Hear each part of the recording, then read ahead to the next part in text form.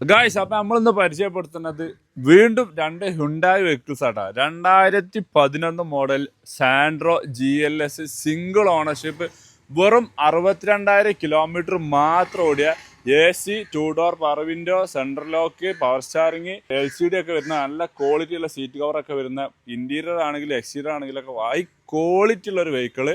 ഇതിന് നമ്മൾ ആസ്ക് ചെയ്യുന്നത് വെറും 1,40,000 രൂപ മാത്രമാണ്. അതുപോലെ തന്നെ ഹ്യുണ്ടായുടെ 2017 മോഡൽ ഗ്രാൻഡ് ഐറ്റൺ ആസ്ത ഏറ്റവും ഫുൾ ഓപ്ഷൻ ആണ്. No accident, no replacement. ഇത് 97,000 കിലോമീറ്റർ ഓടിയിട്ടുണ്ട്. ഇതും സിംഗിൾ ഓണർഷിപ്പ് വെഹിക്കിൾ ആണ്.